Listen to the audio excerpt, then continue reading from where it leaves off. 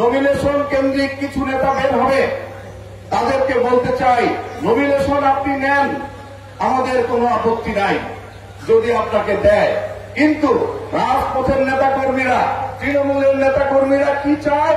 তৃণমূলের নেতাকর্মীরা তাদের সাথে নেতৃত্ব যারা দিয়েছে, যারা রাজপথে ছিল, যারা অতীতে আন্দোলন সংগ্রামে ছিল, যারা গণতন্ত্র প্রতিষ্ঠার সংগ্রামে রাজপথে থেকে জীবন বাজি রেখেছে, তাদের মধ্য থেকেই তৃণমূলের নেতাকর্মীরা চায় নমিনেশন দিতে।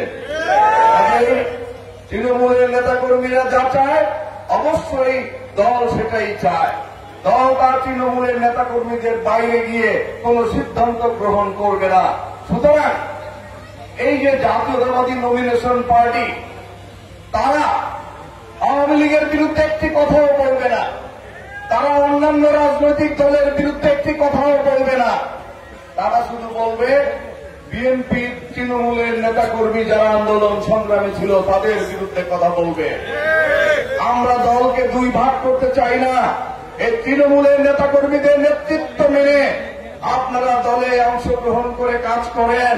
গত 15 বছর তো ঘাটতি বেড়েছিলেন, মানুষকে বলেছেন, আপনাদের কাছের লোকজনদেরকে আপনারা বুঝিয়েছেন আন্দোলন সংগ্রামে যাবি না, হাসিনাকে নামানো যাবে না, এইসব কথা বলেছেন, কিন্তু আমরা বিশ্বাস করেছি এই উপরে আল্লাহ, আর নিচে আমরা বিশ্বাস করেছি তারেক রহমানের উপরে। তারেক রহমান বলেছে অবশ্যই ফেসিবাদের পতন হবে, তার কথার উপরে বিশ্বাস রেখে আমরা আপনাদেরকে সঙ্গে নিয়ে রাজপথে জীবন দাবি রেখে আজকে হাসিনার মতো একটি শক্তিশালী অপশক্তিকে আমরা বাংলাদেশ থেকে বিতাড়িত করেছি।